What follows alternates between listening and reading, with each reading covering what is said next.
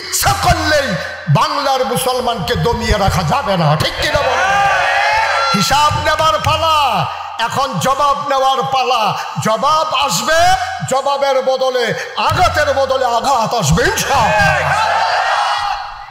যেদিন গেছে একেবারেই গেছে, সেদিন আর ফিরিয়ে আনার চিন্তাও করবা না। এখন বাংলার মানুষ তার অধিকার বুঝে নেওয়ার সেই অভিজ্ঞতা হয়েছে, ঠিক কিনা বলো? যারা রক্ত দিতে জানে তাদের কি মৃত্যুর ভয় দেখাইয়া লাভ নাই, তারা মৃত্যুকে আলিঙ্গন করেছে। এই জন্য পুলিশ অফিসার বলছে, স্যার একটারে গুলি করলে একটাই পড়ে, আমার আর একটা চলে আসে, কেউ তো দৌড় দেয় না। এরা মুসলমান বাঙালি জাতি, ঠিক কিনা বলো?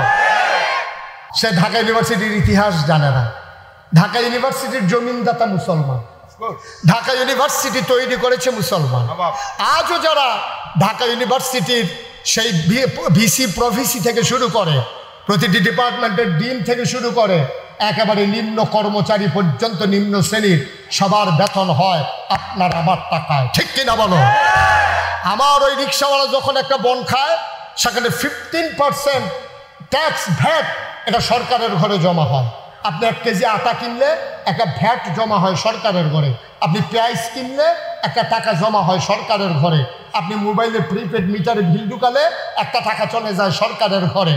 আপনি ব্যাংকে টাকা রাখলে আপনাকে এটার জন্য যে আপনার ম্যানেজ করা হয়, এটার একটা ট্যাক্স কেটে রাখা হয়। তাইলে এই টাকাগুলা দিয়া ঢাকা ইউনিভার্সিটির প্রফেসর, কর্মচারী, কর্মকর্তার বেতন হয় মুসলমানের টাকায় প্রতিষ্ঠিত, মুসলমানের জমির উপর প্রতিষ্ঠিত, মুসলমানের টাকায় বেতন হয়। যেই দেশে 92% জন লোক মুসলমান, যেই দেশ মসজিদের দেশ, যেখানে আশার নামাজ পড়ে দুরূদ পড়তে পড়তে মানুষ ঘুমোতে যায়, যেখানে ফজরের আজান শুনলে মানুষের আবার ঘুম ভাঙে, সেই দেশে, যেই দেশে হক্কানি পীর মাশায়েখ আলেম ওলামা নেংটির বদলে লুঙ্গি পরা শিখিয়েছে, হরে রামের জায়গায় কলমা পড়তে শিখিয়েছে, শ্রীর জায়গায় মোহাম্মদ লিখতে শিখিয়েছে, টিকির বদলে টুপি পড়তে শিখিয়েছে, সেই দেশে তুমি ঢাকা ইউনিভার্সিটিতে শীততাপ নিয়ন্ত্রিত কক্ষে বসে পুলিশ পাহারায় তুমি বলো যারা পর্দা করে ঢাকা ইউনিভার্সিটিতে পড়ার দরকার নাই।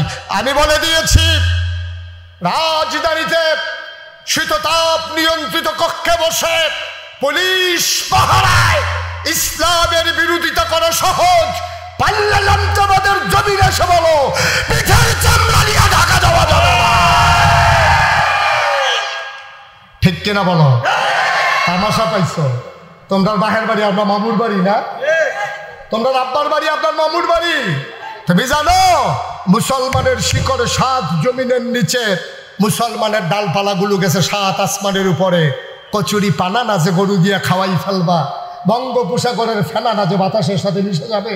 ইচ্ছা করলেই বাংলার মুসলমানকে দমিয়ে রাখা যাবে না, ঠিক কিনা বলো? হিসাব নেবার পালা, এখন জবাব নেওয়ার পালা। জবাব আসবে, জবাবের বদলে আঘাতের বদলে আঘাত আসবে ইনশাআল্লাহ। যেদিন গেছে একেবারেই গেছে, সেদিন আর ফিরিয়ে আনার চিন্তাও করবা না। এখন বাংলার মানুষ তার অধিকার বুঝে নেওয়ার সেই অভিজ্ঞতা হয়েছে, ঠিক কিনা বলো? যারা রক্ত দিতে জানে তাদের কি মৃত্যুর ভয় দেখাইয়া লাভ নাই, তারা মৃত্যুকে আলিঙ্গন করেছে। এই জন্য পুলিশ অফিসার বলছে, স্যার একটারে গুলি করলে একটাই পড়ে, আমার আর একটা চলে আসে, কেউ তো দৌড় দেয় না। এরা মুসলমান বাঙালি জাতি, ঠিক কিনা বলো? তামাশা না? তামাশা মনে হয় যেন মামুর বাড়ি আর কি, মনটা যা ধরে তাই করবে। দাদা মামুর বাড়ি তো আরেক গাছ আম চুরি করতে হলে তার 2টা করে হাতলা দিয়ে লায়। একটু চিন্তা করে চলবে, আল্লাহ বড় আদর করে বানাইছে, এই জন্য না। কষ্ট হইতেছে বোধ আপনাদের না? ছেড়ে দেওয়া দরকার। আর সামান্য একটু শেষ করে দিচ্ছি ইনশাআল্লাহ। সবাই কনা আমিন। আহা, আপনাদের কি কষ্ট হইতেছে? কি কাফাকাফি শুরু হয়ে গেছে নাকি? কাফার কি দেখছেন? অহনো তো পরীক্ষা শুরু হয়েছে না, কাফা শুরু করে দিচ্ছে। পরীক্ষার ভিতরে ঢুকতে আসি, হলের ভিতরে রেডিয়ন রেডি, ফুরাফুরি রেডিয়ন। কত দরকার মনে পড়ছে? এটা কি কইলে তা ওই আর আইনা বলে স্যারা বেড়া লাগাই দিয়ে যাই আমার লাগা কইলে তামরে ওই একটা যে পরীক্ষার হলো গেছে গিয়া সেটা বইয়া বইয়া কাঁপতে আসে। ফ্লোর রইল ফাঁকা, বেঞ্চ হইল কাটা, টুলের ভিতরে বইয়া তেমনি যে কাঁপতে আছে, তো টুলটাও সমান না আর কি, লড়ে চড়ে ঠেঠিরে ঠেঠিরে একটা আওয়াজ হইতে আছে। হেডমাস্টার স্যারে আওয়াজ শূন্য দৌড়াইয়া গেছে, গিয়া দেহেতে কাঁপতে আছে বইয়া বইয়া। স্যারে কই কাঁপো কেন? কয় স্যার কাফি না স্যার। কারণ তোমার কাফার আওয়াজ শূন্য আমি আইলাম, তুমি কো কাফো না? কয় স্যার কাফি না স্যার। আরে দেখি তুমি যে ওখানে কাঁপতে আসো। কই জি না স্যার। তা কাফা থামানের লেগে সামনের ডান হাত দিয়া ধইরা বইছে, ওখান বইন্ডাটাও কাফে দুরুইন্ডাটাও কাফে। স্যার করে কি তো তুমি কি শুরু করছো? তুমি তুমি এমন কাঁপতেছো কেন? কয় স্যার কাফি না। কয় কি কয় কাফে না? কয় স্যার কাফার কি দেখছেন? কাফার আপনি দেখছেন কি? কয় কোন সময় দেখবো? খাই কয় প্রশ্নটা হাত দিয়েছেন না, কাফা কারে কয় টের পাইবে। কাফা শুরু করেন না, প্রশ্ন আইতে আছে। রেডি? সবাই কোন বার হাবা। মুসলমান এই এই ডোরা কাটা গেঞ্জি বস উঠে সাফা দিয়া বইয়া থাও। মার হাবা কর। হাতে মনে করছে ফেল করো নতে হলেতে ভাবি যে গিয়ে দিয়ে ভালো ফেল করতে না কইয়া দেন বউ। মার হাবা কর, জোরে কর। আল্লাহ তাবারক তাআলা এত কষ্টের মানুষগুলো কেমনে এমনে ছেড়ে দেন নাই?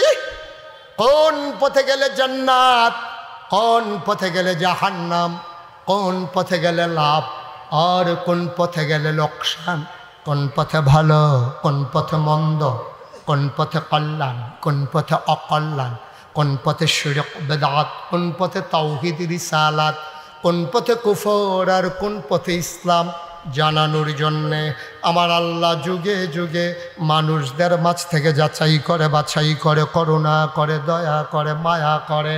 একদল উত্তম চরিত্রের মানুষ যাদের গুনাহ নাই, গুনাহ হওয়ার সম্ভাবনাও নাই, এমন একদল মানুষকে আমার আল্লাহ আমাদের জন্য নবী এবং রাসূল করে পাঠাইছে। ঠিক কিনা?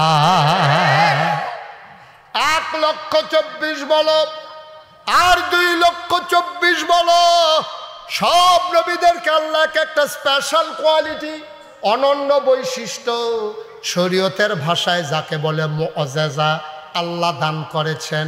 এমন কোনো নবী নেই আলাদা একটা নেয়ামত দেয় নাই। আদামু সফিউল্লাহ, আবুল বাশার, নূহ আদমে সানি, ইব্রাহিম খলিলুল্লাহ, ইসমাইল জাবিউল্লাহ, মূসা কালিমুল্লাহ, ঈসা রুহুল্লাহ, সব নবীরে সব দিল। দাউদ নবীরে দিল সুন্দর কণ্ঠ, সুলাইমান নবীরে দিল রাজত্ব। প্রশ্ন জাগে আমার নবীর আল্লাহ কি দিল? সাহাবিন তাবিন তাবে তাবিন উম্মাহাতুল মুমিনিন আইম্মায়ে মুজতাহিদিন আইম্মায়ে শরীয়ত সালফে সালিহিন উলামায়ে মুতাকাদ্দিমিন মুতাআখিরিন সবাই মিলে কয় 1,24,000 বলো আর 2,24,000 বলো, সকল নবী এবং রাসূল মিলে যা আমার নবীজি একা ইতা।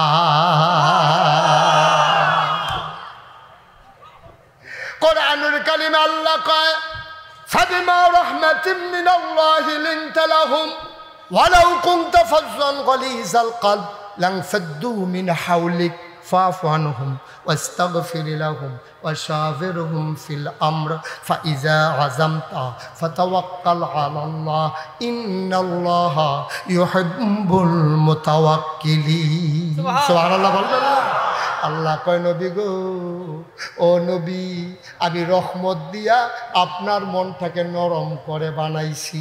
নবীর মনটা গরম না নরম? কথা কয় না? গরম না নরম? প্রমাণ আছে নাকি নাই? নবীর মনটা সাংঘাতিক নরম।